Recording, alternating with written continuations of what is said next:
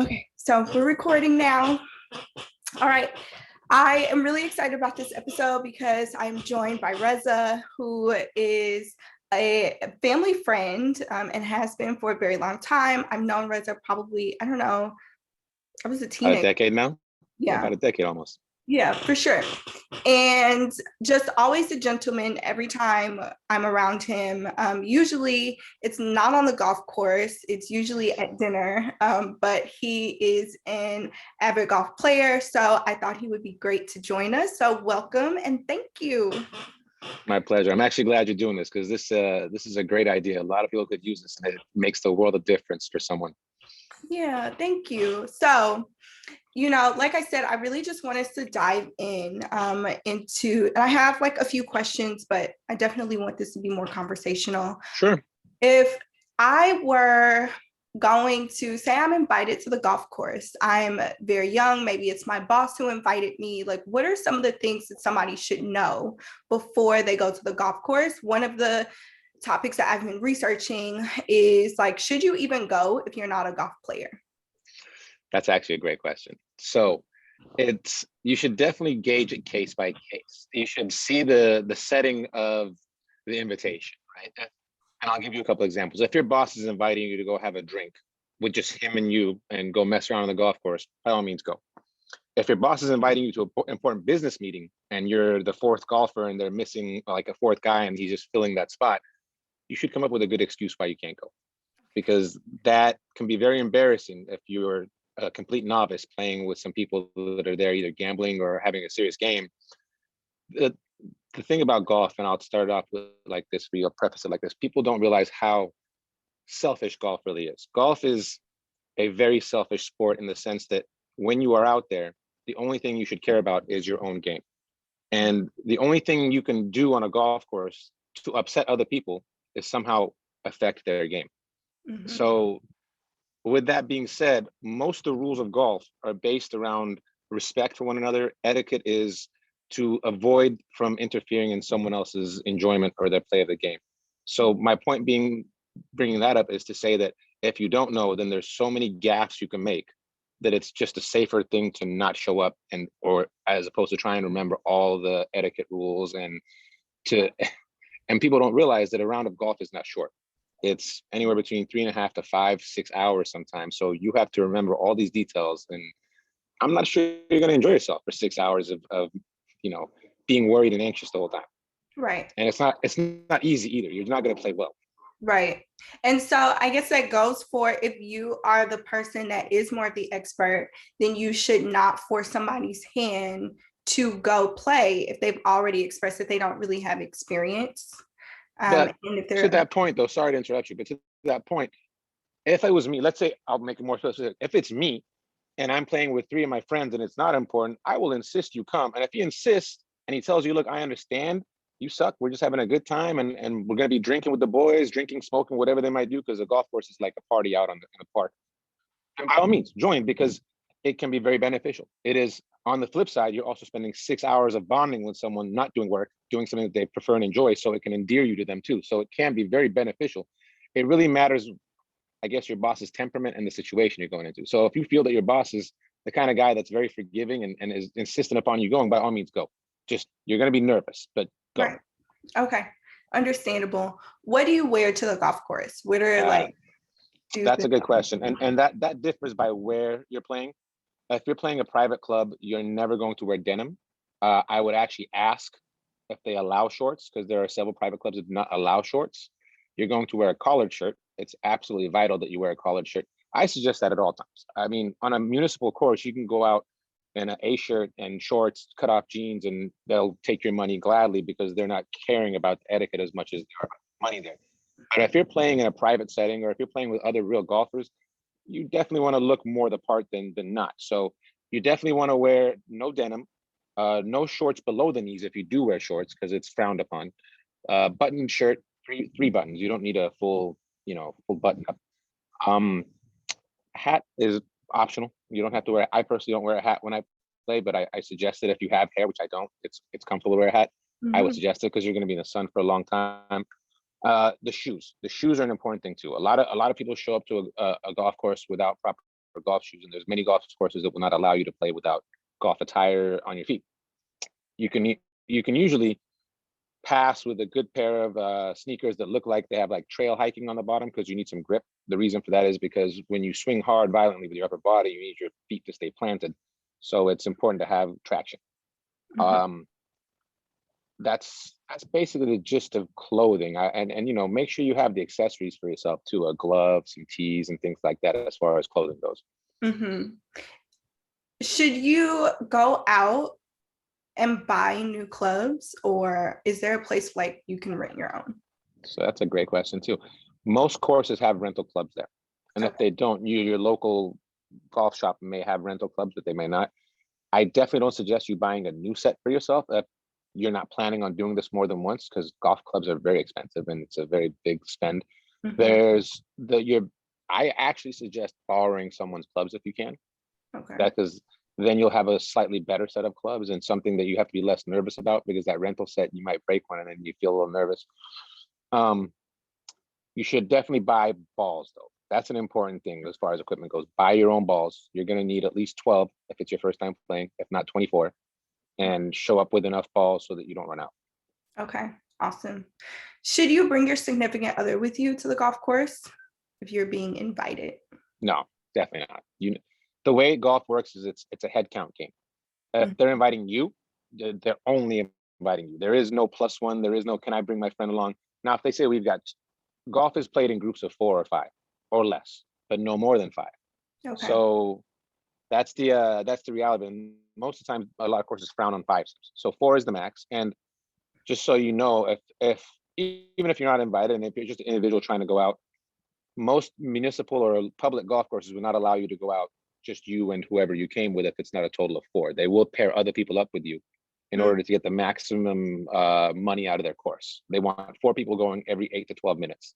They will not sacrifice 2 empty spots because you didn't have 2 other people. They'll find another twosome and pair them with you, and you'll be 4 going out. Okay. Got So it. be ready to make friends and be polite to other people. Okay. Good to know. Should you It's be actually a great way to meet people. okay? I would imagine so. That's probably like yeah, you never know who you're gonna meet, especially if it's Exactly. a private course. Okay. Is Oh, it so I'm sorry. Let me stop you there. On a private course, there's a difference. On a private course, they'll never pair you up with someone else. That's okay? one of the things you pay so much for at the private course, is the ability to take you and your wife or you and one client and have the course to yourself while you play with people in front and behind you, but not with you. But Okay. that costs a lot more money. Okay. So what are the benefits of going to a private and a non-private course? Now I'm curious. That's actually it's 2 total different lifestyles of golf. But the private course is the best way I could put this is avid golfers would always rather be a member of a private course because the conditions are typically better, the respect level for one another. It's just like any other thing, right? If you think about it, if you work with people, you are more aware of how you behave and how your behavior affects them. Hmm. If you're just going to the movies or you're going to dinner and you're never going to see the people next to you again, you're less wary of how you might behave in front of them or Hmm. how they behave in front of you. Whereas at a private course, let's say my course, there's 460 members. It's the same 460 members. Every time I go, I'm going to run into one of those 460 members I know, if not 10 of them. So I have to always be on my P's and Q's. But it also it fosters a really good environment of, family, of friendship. And like, you will find that a lot of the older people that are members of country clubs actually center their life around that country club. They will, because a country club provides a total life experience. Usually they've got tennis courts, they've got pools, they've got gyms, they've got other racquetball, they've got other things besides the golf itself. The whole idea is essentially you're a member of a resort and you're showing up and enjoying a resort whenever you go. A public golf course has almost none of those. It has just a golf course and a practice area. And that's another good thing about being a member of a private place. You don't pay for practice. You pay one monthly fee and you have access to everything. The only thing you pay for then is your food and beverages and guests that might join you. At a public course, you pay for everything. You pay for time to practice, you pay for time to play, you pay for the balls to hit to practice. You basically have to pay. You pay for tees, you pay for ball markers. At a private course, these things are provided to you. And also, you're afforded a much better round of golf because typically at a private course, the conditions are better and the pace of play is better. One of the most important things about golf is pace of play. If your round of golf, typically most most avid golfers don't care to play golf for longer than 4.5 hours. You shouldn't take longer than 15 minutes a hole, 15, maybe 20 minutes a hole. If you're playing for 6 hours, that means you're doing a lot of standing around and not actually playing. And it, as in anything else, it ruins your rhythm, and you start enjoying it less and less the more you're waiting and the less you're playing. Mm-hmm. These are all the benefits of being at a private club. It's just you have to, as an individual, you have to then weigh the benefits of how much you love golf and how much you love your money, because it's Mm-hmm. it takes a lot of money to get a private club. But to me, that's my one place I go to. I spend all my rest of my money on my children and everything else, but that's the one thing I spend on for myself. I think that's very fair. It's very Thank appropriate. you. I appreciate that. I think so too. Yeah. Okay. So if somebody is invited to the golf course with their boss or colleague or whomever, should they be expected to go to lunch or anything before or after? It's usually discussed, but in general, you should plan on either having breakfast before or drinks after, or it's customary to, when you finish, stop and get a beer, sometimes have food, but especially if you're at a private club, it's almost guaranteed they're going to say, why don't you stick around and have some lunch or dinner? Yeah. And to that point, keep in mind when you're indoors at restaurants, at a golf club, you can't take your hat off. Hats are not allowed inside, so make sure you take your hat off. And it is not a bad idea to bring a change of clothes and ask if they have a locker you can use in the locker room, because they will provide guest lockers at a private club, and you can shower and freshen up, so Mm-hmm. that you won't be the only one at that table that's not changed or refreshed. Right. Okay. So would it be customary to, maybe if you're spending the entire day at the country club, like would it be customary if to have like your boss and his spouse be there, and then like you invite your spouse and like your spouses hang out? Absolutely. That's actually a very common thing that happens quite often. Not often do I find spouses that like to play golf, but I find they often like to drink and eat. So it's actually a very good way to bond with your colleague or significant other or boss, whoever it is. If your wife or significant other is hanging out with his, only if they invite. Only if they say, hey, I'm bringing my wife, you should bring your wife, your girlfriend, they can hang out. Furthermore, he might even say we should all go out. And it's okay. Try convince your wife or significant other. It's just 3 or 4 hours of her time sitting in a cart, being nice, having free drinks and food to help you with whatever you're doing. Because a lot of times, the way I take it, you're expressing this, a lot of times it's an opportunity for someone that didn't have an opportunity before. So you definitely don't want to miss that. So I definitely suggest that. And golf is, for all intents and purposes, it is a equalizer. Golf, when you get on the golf course, nobody really worries about your socioeconomic standing anymore once you're there. You're all in the same place. We're all in the same place. We all have access to the same spot. It's almost like they care about your etiquette and your game much more. And if you're actually a good golfer, you don't need my tips, but if you're a good golfer and you're planning on using golf to advance your career, one of the best ways to impress rich men is be better than them at golf. Okay. Because golf is a very addicting sport. And when you're addicted to something so heavily, you admire others that do it better than you. Right. That's a very good tip. Thank you. My next question, I just thought of it like on the fly too. Hit me. My Hit me with next it. question was, I should have written it down, but I have to get good at listening to people talk and writing down. That's hard, I know, but that's part of your good etiquette. You're giving full attention to the person speaking. That's good etiquette. Yes. Thank you. Wow, what was it? Well, while you're thinking of that, let me give you some other stuff to consider while you're golfing, right? Thank you. Golf is, you've gotten all the points about how to get there, but you don't know all the things about once you get there. Once you get there, it's just as That was important as how to gonna be get my there. question. There we go. Thank you. We're here. Okay. Got it. So first and foremost, if you're going to a private course, never put your golf shoes on in the parking lot. That's not something you do. And this advice can be for those that are avid golfers. Like I was an avid golfer before I first got invited to a private club, and I didn't know this. So a regular golfer that isn't a member of a private club typically drives to the golf course in his sandals or his regular shoes and has his golf shoes in the back, because golf shoes get real dirty and muddy. And then you show up, take your golf clubs out of the trunk, and you change your shoes in the trunk. That is heavily frowned upon at a private club. So when you do that, they look at you bad. Show up, have your golf shoes in a shoe bag. or have them on already, but do not change in the parking lot. Take that shoe bag inside, change in the golf cart, change in the locker room, change in the bathroom, anywhere except where people are looking at you in public. Okay. Always have your shirt tucked in. When you show up, if there says bag drop, because it's like a valet when you come, it says bag drop, and this is your first time at the club, drive to where it says bag drop. There will be usually a valet attendant waiting there.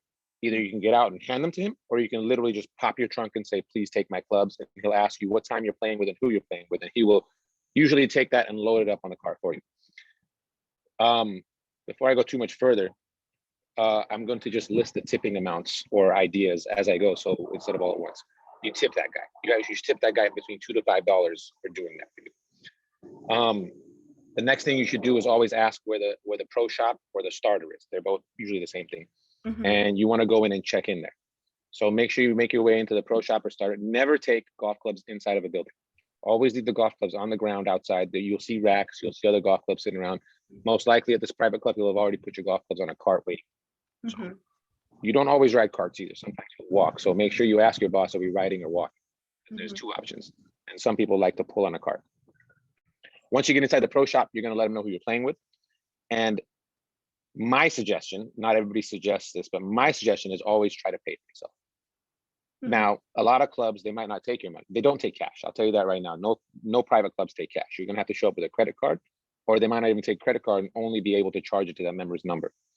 If that ends up being the case and the member is the only one that can pay for you, if you're comfortable enough, or if it's, I would definitely suggest offering to pay for yourself to that member. Unless they insist, even if they insist, at least offer, because it's polite to offer, because it's not cheap to play golf. And, and that will also keep that person thinking, well, if I want to invite him back, it's not going to be a drain on my pocket. Be good. I invite this guy back.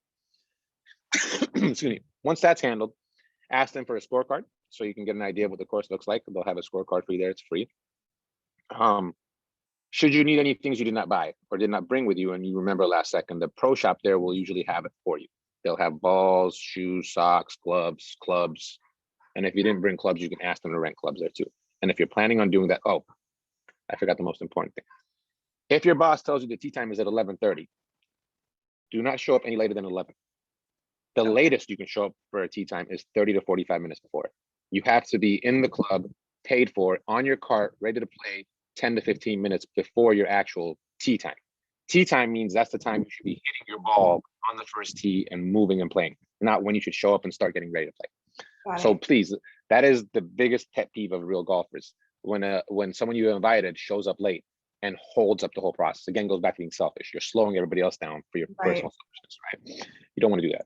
So make sure you're on time. That's the most crucial thing I can tell you right now. Once you're on time, don't mess up the other guy's game. So once you go, you can ask if there's a practice area. They'll usually direct you towards it. I would definitely suggest you go and hit a few balls, putt a few balls, chip a few balls. These are all different actions of golfing that you want to do to make sure that your muscles are warmed up and your hand-eye coordination is going well.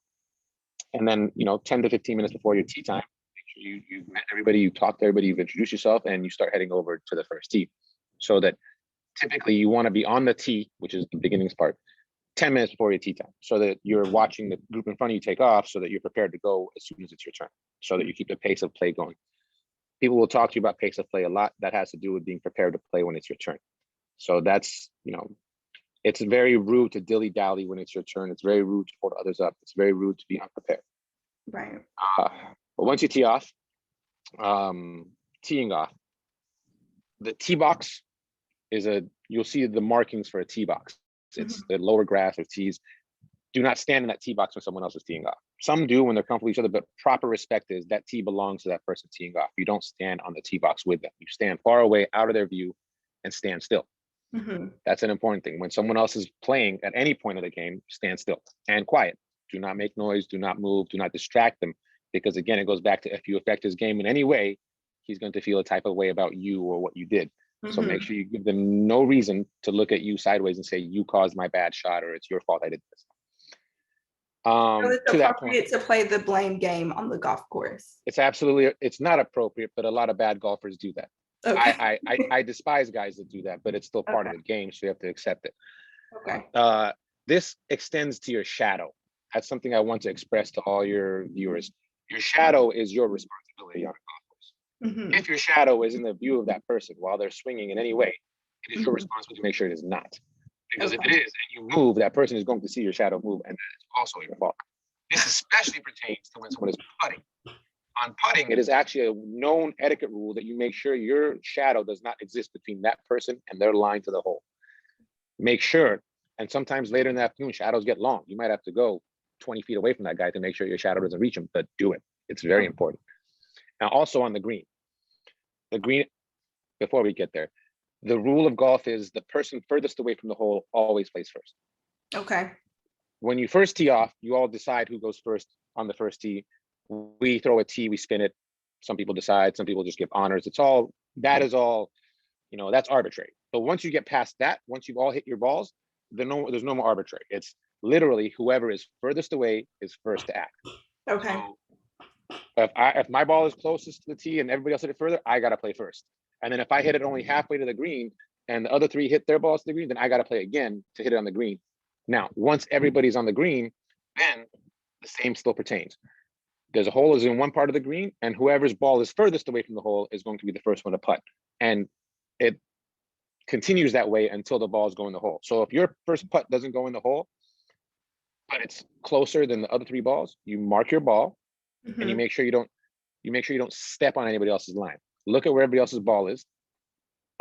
In your mind, draw a line of what it would take to get that ball to the hole. Make sure your feet do not step on that line, because if the spikes on your shoes mess up the grass between that hole and their ball, again, it's your fault for messing up what they could have made, because the grass is affected and the ball will not go straight on it. It'll move around because you put a divot or a mark on the grass. Okay. What else? It's, during COVID, some rules have changed. It used to be customary that if a person was far away, you would what's called tend the flag. You would stand at the flag, and typically if you put a ball in the hole with the flag in the hole, it was a 2-stroke penalty. So you had to putt with the flag out of the hole. During these COVID times, it's frowned upon to take the flag out of the hole. You leave the flag there and everybody uses it. As we're going back to normal, it's every place has their own rules. Just ask the rest of the players, would you like the flag in or out? That's a polite thing to ask when someone else is putting. Okay. Some would like you to take it out, and you can take it out for them. And they might say, tend it for me. If they say, tend it for me, that means stand there until I've made contact with my ball. Once I've made contact with the ball, then pull it out. And that's in order so they can see where the hole is while they're trying to putt. And that once they've hit it, nothing's going to change. You take it out. Then, once the hole is done, everybody gives you their number of strokes. One guy shot 4 strokes, one guy shot 5 strokes, another guy shot 6, another guy shot 7. When you get to the next tee, it's no longer arbitrary who goes first. It's now whoever did best on the last hole that goes first on the next hole. It's called having honors. So whoever scored the best score on the previous hole has the honors on the next tee, and they go first. And you go in order of whoever's. If your friends are being very picky sticklers, a lot of us play what's called ready golf, where we tell each other we're playing ready golf. Let's bypass that. If I scored best and I'm busy putting my stuff away and you're ready, go ahead and hit. I'll hit after you. So it's a matter of understanding amongst friends. But typically, if there is no understanding and it's your first time, always allow the better player to go ahead. Don't take the tee ahead of somebody else. That's very rude. Okay. What else can I do? Golf carts. If you're in a golf cart, do not drive the golf cart where it's not supposed to be driven. There are clear markings on golf courses, and many golf courses have individual rules too of where golf carts are allowed and where they're not. Please make sure you're very aware of these rules and do not deviate from them no matter what. There is no, I was just further away. No, there's no deviation from these rules, and you will get kicked off of a golf course. Understandable. And the most important one you'll always remember is never drive a golf cart within 20 yards of a green, because that's the most damageable part of the golf course. No golf carts are ever allowed near a green. Okay. I think I did know that one. Good. I've been to the golf course one time with Chip. I was in high school though, I just went to drive the golf cart. He's a good golfer. Yeah. I only went to drive the golf cart. That was it. That's what my daughters did at first too. Now they're swinging. I love it. Yeah. Okay. What conversation is allowed and not allowed at the golf course? Everything's allowed on a golf course. Okay. But it all comes back to your personal group. If you're playing with a bunch of people that you've never played with before, I suggest not talking about anything more deviant than they are. Okay. And it is, a lot of people believe golf was an acronym for gentlemen only, ladies forbidden. for that fact, because men could say and do whatever they wanted on the golf course without the women interrupting them. I'm not sure how true that is, but nevertheless, it is a camaraderie type sport. And throughout time, I've weeded out those who I enjoy playing with and those who I don't. A lot of people have favorites of people they enjoy golfing with, and it typically has not to do with their golf game, but with their demeanor and personality on a golf course. Okay. The worst thing you can be on a golf course is someone that gets angry. Everybody hates the angry. Everybody hates the guy that yells every time he hits a bad shot, breaks a club, throws things, swears. Not so much because it's not cool, but it's embarrassing, and it affects my energy and my game, and I will play worse if I have to watch another guy do that. A lot of guys will. So again, it goes back to affecting other people's enjoyment of the round of golf. If you're angry, keep it inside yourself. Go beat something up afterwards. Go take it out or punch it out, but do not do it on golf course. Not at all. Not at all. Not unless you're with your friends. If you and your 3 angry friends always play together and you always do angry stuff, cool. Go by all means. Have at it. Break all your clubs. We will laugh at you, but we'll never invite you back if you do it with us. That's the difference. Yeah. You won't know how much we didn't like it. We'll laugh. We'll play with you, but you're never coming back. Yeah. Okay. Understandable. What are the rules for taking kids to the golf course? Negative. Just No, let me not say it like that. If it's not a kids round, here's the thing. When I play golf with my daughters, I never care about my golf game. If you're taking kids to a golf course and expect to also have your own enjoyment and game, that's the wrong idea. If I bring my daughters to the golf course, I'm bringing them solely for their pleasure. I'm not going to be able to play because I'm going to spend most of my time making sure they keep their etiquette and not affect other groups around us. But I definitely suggest starting your children off in golf early, because one of the things it does teach exactly what you're talking about is it teaches children to have respect for one another, respect themselves, and honor. Honor is a very important thing because golf is the only sport where you're expected to call penalties on yourself, whether someone else saw it or not. And that's a certain type of integrity it takes for someone to do that. When I could be in the middle of the woods and I will swing at a ball twice and I could hit it once and it moves and then I hit it again and then it finally goes out. Not a person in sight. I will come out and tell everybody, listen, I hit that 3 times to get out here, not once. Just so that it's very clear, because it's yourself you're cheating. In essence, you're only cheating yourself if you lie about your golf score. You should never, ever lie about your golf score, because it is the most frowned upon thing. People actually get kicked out of private clubs for lying about their golf score, because you can't enjoy that. At that point, you've taken away all the enjoyment of the game because there's no integrity. Right. Wow, that's interesting. I didn't know that. Okay. Big deal. Very big deal. And golfers typically will call penalties on them. If you watch a professional tour, and golf's rules are very ticky-tacky.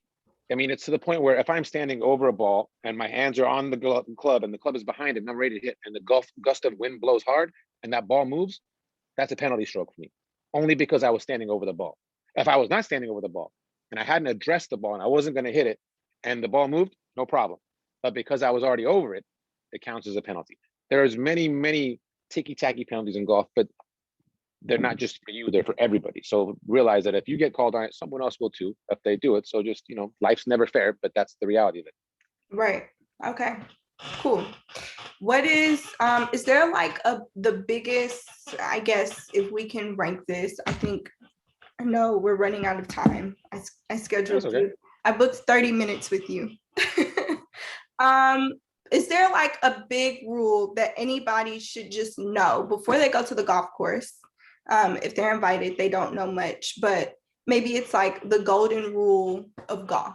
Does that exist? Yeah, it's literally what I was the over encompassing thing that I'm trying to get across to you is don't impede on someone else's game. Mm-hmm. Respect, integrity, honesty, and awareness. You have to be very, very aware on a golf course at all times. Okay. If you're oblivious, holding people up, getting in the way of people, it's the worst thing you can do. So the most important thing to do, and also I suggest you keep a positive mentality. People love playing with me because I never get angry on a golf course. I don't care how bad I play. I'm so happy to be on grass and hitting a golf ball. I couldn't care if I hit 5 terrible shots in a row. I'm still having fun. And no one can ever tell I'm angry. I will come home and beat myself up for not doing well, but I will never ruin someone else's day, personal energy, or mentality because I didn't do well. That's not cool. Okay. What does Tabitha Brown say? Have a good day, and if you can't, don't you go messing up anybody else's. Do you watch I've never heard that. I don't even know who that is, but I love that saying. Oh my That's goodness. I'm gonna Tabitha Brown. Yeah, she's like America's favorite mom on Instagram. Oh, I'm sorry. I have to be completely honest with you because I'm 41. I only post on Instagram. I don't look at Instagram. She's like, you guys are like the same age. You Yeah, can, you, I'm yeah, gonna go check her out. I'm gonna send her to you because you have to know Please. about her now. Thank you. And that's like the thing she's famous for. Okay, so one of my last questions, what is appropriate to drink on the golf course? You said people smoke on the golf course as well. Like, what are some of the rules around that? Because I feel like I've never seen trash cans around the golf course. Are you? That's the beauty of a golf course. It's funny you say that because at a private golf course, typically the trash cans are disguised. Like many Mm, golf courses, the trash cans will be in the ground where you have to step on a handle and it opens the ground door and you drop it down. Because the idea of a golf course, a good golf course, is to make it look like you're in the middle of nature. Those are the golf courses I love the most, where I feel like I'm in the middle of nowhere and there just happens to be a flag and a hole down there and I got to get to it. That's the beauty. But it's again, it comes down to your group and the setting you're in. If you're at your local municipal golf course and you're with three other guys like yourself just drinking, you can drink, you can smoke, you can swear, but again, keep it within the confines of your own group so that you're not affecting any other groups that didn't come with you and agree with the same social pact that you've got with these guys. But it's all about a social pact with the people you're with. So if your boss is an avid cigar smoker and beer drinker and he's doing it on the course, then he doesn't expect you to do any less. If you want to, feel free. Now, the newer days, there's a lot of people smoking weed on the course. That's not frowned upon as much as it used to be, but it is still frowned upon because, and I get into this with the guys all the time. I'm a more younger liberal golfer, and I have a hard time looking at an alcoholic with 17 beers in his hand talk to me about my marijuana, which I don't smoke anymore. But even if I did, I think it's very hypocritical that he's going to leave this place, drive drunk, and maybe kill somebody while I just got high. So really, it's a matter of how well you can hold your own. Because mhm. honestly, especially if this, and it all depends on what state you're in. If you're in a state where it's just illegal, I wouldn't do it because then they can kick you off the course. Absolutely. But if you're in a state where it's legal, it's on par with drinking to me. So if you're drinking, you have no right to say I can't smoke. Now, the difference is your drink doesn't get in my nose. So we'll all tee off, and then when we all go our own way, then go smoke on your own area. And if you smoke cigarettes, I suggest the same thing too. I don't suggest you smoke cigarettes when you're putting or when you're teeing off, because those are the two times when the whole group is together with close vicinity. Okay. Between teeing off and putting is when I would suggest you do your smoking if you smoke, because then you're not as close to other people to, offend their noses with your scent. Right. Okay. So maybe take a pen. Yeah, I mean, if you're gonna, yeah, absolutely. I that's definitely the preferred choice if people smoke that way. I mean, when I smoked weed, that didn't do anything to me. But if that works for you, absolutely, that's the way to do it. And it's easier on the course because then a lot of times the weather conditions don't make it easy to smoke on the course. You're better off with a pen or something like that anyway. Right. Okay. So do you bring the person who invited you a gift? Like, would you bring them their favorite cigar? So that's a good question. I'm glad you asked that. I've never really contemplated that, but I have done it a couple of times, and you have to proper etiquette, right? We're talking about etiquette here, and the way I would do it, my etiquette is, if my millionaire boss invites my non-millionaire self to his course, bring a special item. Don't try and impress him with an expensive item. Bring something that's novelty to him, that is more specific to him, but also to golf. So let's say he's a Raiders fan. Find a ball marker or something like that that has a Raiders logo on it or a Rams logo. Something polite, but honestly, typically no. Rams. Yeah, I'm sure you do, and we do too out here in LA apparently. But um, That's what I yeah, mean. They left us here with you. they followed you. Yeah, basically. So, but but wine is always a good idea too, because if you're going to a private club, typically the wine and cigars are a good gift too. So wine and cigars are always more acceptable than many other things, and they're doesn't have to be specific to the golf course that way. Okay, got you. Um, what are some like business conversation etiquette tips whenever you're talking business on the golf course? I know you said there's not really a conversation that's off limits, but how would you approach talking business? Incrementally is the way I would say it. I think the best way I could tell it to you is that there's no time in a golf course where you have more than a minute to 90 seconds in between shots to talk to somebody, unless you're at a very slow golf course. I wouldn't try to have a deep conversation with someone And I definitely wouldn't discuss something that runs emotions up because you still have many hours to go. Now, if you do want to discuss either one of those, I would wait until 16, 17 hole because it's 18 holes you got to play. If it's going to be a light business conversation and enjoyable, and you foresee them being receptive to your conversation, start on the first hole. That's fine. I typically don't start discussing business if I'm going to until the third or fourth hole, because you want a guy to enjoy himself before you start wearing him down with other thoughts other than his golf. Mm-hmm. In general, if the person you're playing with that invited you is not having a good round of golf, do not discuss anything else. Just be positive, be happy, and gauge their sentiment. If their sentiment is they're an avid golfer and they're having a bad day, you will not be successful having conversations about anything else. On the contrary, you will actually harm your efforts. Okay. Because avid golfers are very emotional about their game. I'm the exception, not the rule. So if the guy is coming out and trying to shoot his best score and you're here over here talking about a few dollars or a business and he's not doing his best score, he's going to tell you to get lost and not come back again. Mm-hmm. So be very aware, read the room. Definitely read the room. The room. That's my favorite line to hit people with. Yeah, read the room. Okay. I think that's a pretty good place to end. Do you have any other tips you can think of for the people? I think to me, this is actually the most important part of the whole thing. What you're asking is the etiquette, because if you have the proper etiquette, there's no reason to be nervous. Because I'll be honest with you, I couldn't give a darn how you play golf, because that's not my score. That's your score. The only reason I would care is if you slow my game down or affect my game. Slowness is a problem, like I said. So while other people are playing, always prepare to play your ball. One of the typical rules that I left out here is that if you're playing with others with etiquette, you never go ahead of the person hitting their ball either. So if one guy's ball is in the middle of the fairway, yours is 100 yards past it, you got to wait for that guy to hit his ball and then move on. So that his view of his ball to the green is clear of people moving. It's still. Mm-hmm. If you go ahead of him, then he can blame your shadow, your view out in his peripheral vision. You stay behind them. And it's also for your safety, because if the guy hits a bad shot and it goes out the wrong part of his club, it's going right into your head. That's not a good outcome either. Mm-hmm. So for your safety and for the etiquette, always stay behind. But it's ultimately like I said, always remember, be kind, be polite, and think, would I want this person doing this while I was golfing? It's ultimately, it comes down to that. And as long as you don't get in someone's way, they don't care if you take 140 strokes to their 75, as long as you didn't slow them down, you didn't affect their game, and you had a good personality. That's all it really takes. Yeah. Okay. Awesome. Well, thank you so much. This was so My pleasure. helpful. I definitely learned. I hope that everybody else learned something. If you have any other questions, please DM me. Can they DM you as well? Sure, you can DM me. Okay. Would you like I don't mind. I'm at Reza Sarrafieh on Instagram if you want to reach out to me.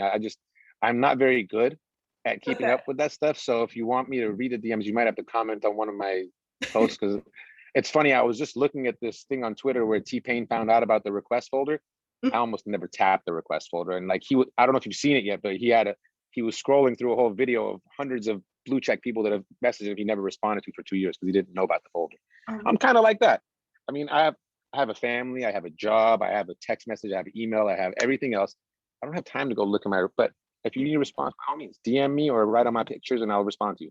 Okay. I talk to everyone. Okay, awesome. Thank you again for this. I appreciate it. And stay tuned for the next episode, guys. Stay classy. Thank you.